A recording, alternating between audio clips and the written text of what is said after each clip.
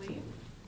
I think happy and relieved, probably all mixed in. You know, I'm proud of our team, our coaches. You know, it was another tough game. All of our games, every one of them, gone into the fourth quarter to be decided. But you know, I think it's a good sign of mental toughness that we find a way to finish it out and win the game. So. You know, it's like I said last week, you never know the path these games are going to take, and this obviously was close to the vest. Utah, one of the most physical defenses that we've seen for 2 years now. I mean, it was hard, you know, for us. They are a physical football team, so, you know, I think that it was good just to win. It was hard, and probably turnovers for sure were the difference in the game. What was that being said about their defensive performance of your offensive line and Isaac Tim? I thought, you know, that for the most part we did a pretty good job. We got a couple of hurries, but I don't know that they got any sacks. And you know, we were kind of our own worst enemy getting started. You know, we just didn't convert a couple third downs, so we got no rhythm going in the game at all. And you give them some credit for that too, but and they had a good mixture of the things that they were doing against us, along with being physical. But I think that probably, you know, I think overall our guys did a pretty good job of fighting up front. Mike, you haven't been shy about going forward on fourth down all year. Was there any particular reason tonight you just didn't want to? Yeah, you know, the way that game was, I thought that. You know, we hadn't been spectacular on third down, and anything that would give them field position like that would have not been a smart thing to do. The one thing, since we weren't moving the ball very well, the one thing I wasn't going to do is put our defense on a short field. Defenses play lights out at home, offenses play lights out on the road. Do you think there's anything to that? I mean, no, I don't know. You know, I think this team has found a way to pick each other up, and that's fine, I guess. It'd be nice to put it all together one time here real soon. Mike, 2 big catches tonight from Kevin Cummings on a night that Brandon Cooks was missing in action. Yeah. Sort of. What Yeah. did you think of those catches? Oh, I thought it was really big time plays. You know, the one over by our boundary after the penalty, I thought, you know, might have been the difference at that point in the game. Like being undefeated almost seems like being bowl eligible. It's an afterthought. Is that still a big deal? Oh yeah, it's absolutely. It's kind of our first goal, Gary, is to reach bowl eligibility, and you want to do it as fast as you can, and then you want to go to the best bowl that you can. So, you know, we've got one part of that done. So we'll just see where else we can go with it. How do you keep these guys, you know, just thinking the one game at a time? How do you keep them from looking ahead? You know, I would hope that they would have to, you know, I'm just going to point out to them that how hard each game has been. So the difference, I think, in winning the games is we've been ready to play. I mean, physically ready to play. And so you just can't ever forget that. I mean, I think that the reminder about that, but, you know, I say that, and I will tell them that, but this team is practicing well. I mean, you know, that's been a question every week about how they'll respond to being 3-0, 4-0, 5-0. And I think it's a valid question because, you know, as coaches, we're always paranoid about that letdown. But really, I haven't seen anything to be paranoid about. with the offense struggling to find a rhythm, was there any temptation at any point to insert Sean for Cody? No, not really, because Sean didn't have the full week of practice, and I don't think any of that had to do with Cody. It's kind of strange now going forward that you're going to be the team with the target on your back, and maybe not as much as it was the first 6 games. You know, I think that's a beautiful thing to have right now. Mike, you mentioned that turnovers was the big key in the game.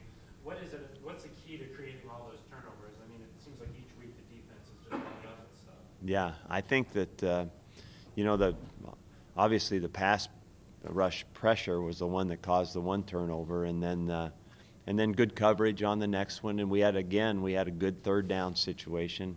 I think when the ball got tipped and Michael Doctor intercepted it. And so it's being in the right place at the right time and being opportunistic and trying to, I think when you can dictate good situations for yourself with being good on first down, that really helps the opportunity to force something, make the offense have to push the ball down the field a little bit to get a first down.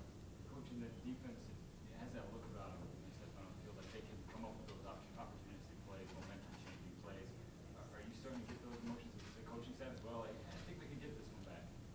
Well, I think that we as a coaching staff, try to help our players get into the best position they can be in, and so, and then the players hopefully climb that hill of preparation during the week and then can come out and play with that confidence, and so, I think a whole football team, coaching staff, players included, kind of feel that energy when things are going well.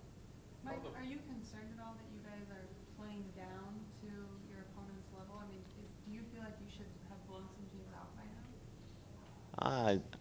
I don't know. I haven't thought that at all because I thought all these teams are pretty good. I think we have probably played, Lindsay, top 10 toughest schedule in the country to this point. So I haven't. That's why I don't think I've thought that. I thought every one of these teams are pretty darn good. Coach, how much of an impact did having the Rogers brothers here for homecoming have on the win? It had a great impact on me to see them, and I think it's really neat that they would spend their bye week doing that. And we had a lot of other guys. Lance Mitchell was here today. Roy Schuning was here today, and Evanson Bernard was here today. So we got a lot of our alums back, and it's really neat to have them back. With the course of the schedule, you're kind of about midway through this stretch without a bye.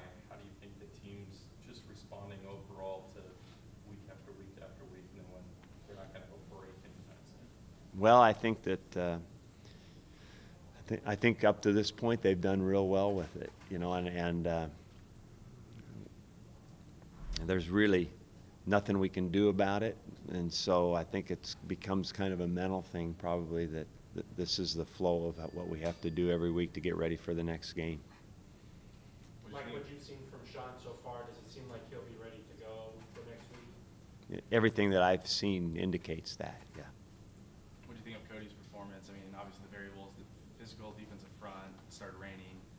I thought he played his best, most productive, most poised ball right on a big-time drive when we had to have it to kind of win the game. And I thought that was really good football by him.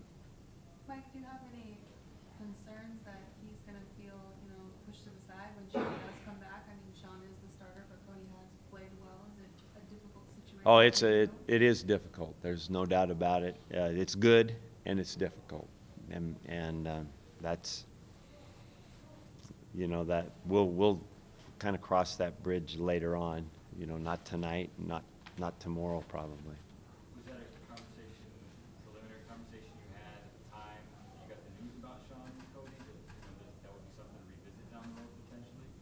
That we would do what? Revisit what? Sean coming back. I'm not going to say anything about what we're going to do with those two guys tonight. And I'm just going to congratulate our team on the win, and Cody is quarterbacking it. And like I said, I think we have two guys we can win with. So. Mike, last year there were a lot of fans calling for Banker's head, but right now with the performance that the defense has given consistently, there are some people who wonder if he's, should be a candidate for coordinator of the year. Do you think that? I've always thought that. He's a very, very good football coach, and he's very dedicated to what he does. Very dedicated. And he has a good staff around him, and they do a good job. And he is He is a really, really good football coach. I've always known that. Hey, Mike, next week, Washington, they kind of had an up and down season, beat Stanford, but they got shellacked in Tucson tonight. Just the challenge that they present, just in general, in your mind? I think Washington is there. It's always, you know, with the way we're going in the Pac-12 right now, it's, to me, I just say it's going to be another tough Pac-12 game. You know, and I don't know, I haven't studied them yet, so I can't say, but it looks to me from afar just a general statement that they're much improved on defense, and I really think they've got some great weapons offensively, including their quarterback and the big receiver, and that new young running back is a good player.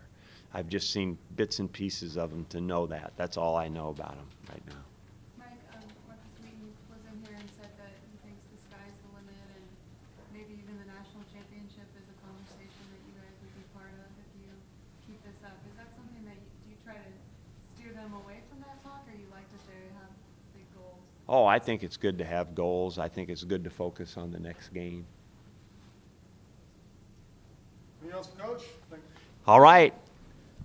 Go home and go to bed. Yep.